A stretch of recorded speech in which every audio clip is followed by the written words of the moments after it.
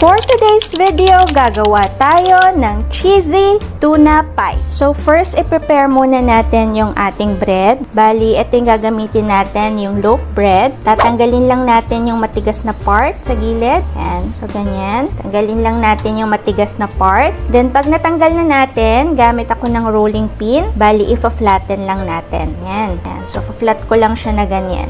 Okay? So, ganyan yung magiging itsura niya. Now, gawa pa tayo ng isa. So, ganun lang. Tatanggalin lang natin yung gilid, yung matigas na part. And then, i-rolling pin lang natin siya. Ifa-flatten lang natin using rolling pin. Or kung wala kayong rolling pin, pwede rin naman yung glass. Sa anything na cylindrical na mapapress nyo lang yung inyong bread. So, yan. Ganyan. So, tatapusin lang natin yung the rest ng ating loaf bread. And then, mamaya, we're going to move to the next step. So, ayan. Pag natanggal na natin yung gilid ng ating bread, and then press na rin natin siya. Ayan, set aside lang natin. So, ito, gagamit tayo ng 2 can ng tuna. Ayan.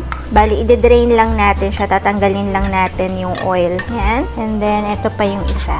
Bali, 2 cans ng tuna yung gagamitin natin. Ayan. And then, i-drain lang natin. Ayan, pag na-drain na natin na ganyan, set aside natin tong oil. Ito rin yung gagamitin natin sa panggisa ng ating ingredients. So, ito, nagpapainit na ako ng pan. Bali, ilalagay na natin yung ating oil na nakuha natin dun sa ating dinrain na tuna. Ayan, painitin lang natin yung oil. So, ayan, pag mainit na yung ating mantika, magsusutay na tayo ng onion. Meron ako dito 1 medium size ng onion. And then, ilalagay ko na rin yung ating 4 cloves ng garlic. Yan. Tapos, hahantayin lang natin maging mabango yung ating onion and then garlic.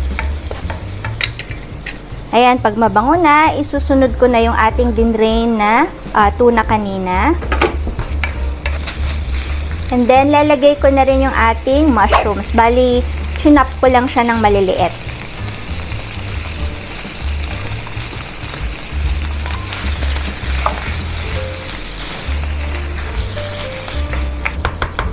And then, lalagyan ko din siya ng 1/4 teaspoon ng black pepper at saka 1/4 teaspoon ng salt. Ayan, tapos haluin lang natin.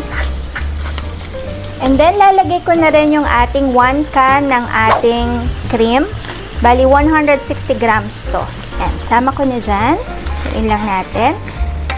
Patayin ko na yung apoy.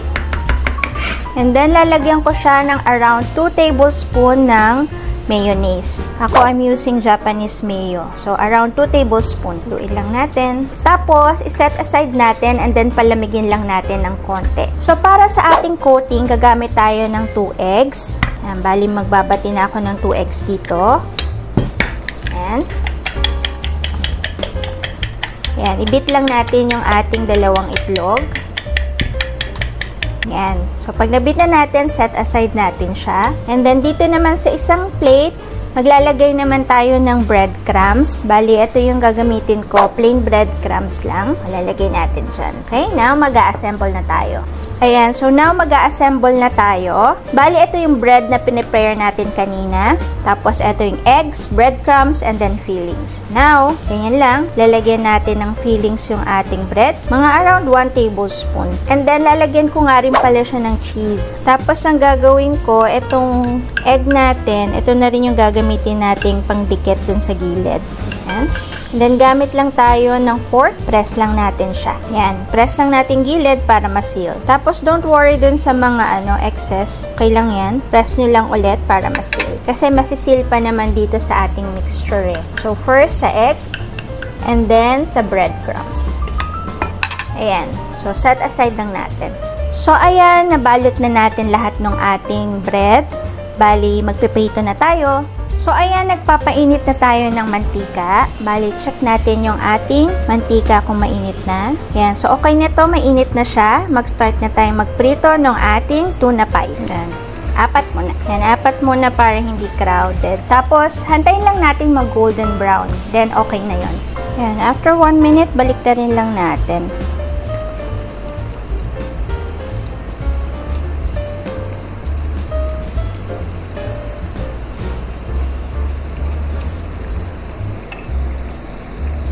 Ayan, so pag ganyan na golden brown na, pwede na natin tong hanguin. Lagay ko lang siya dito sa may paper towel para madrain yung excess oil niya. Ayan, so prituhin pa natin yung iba. Tapusin lang natin lahat.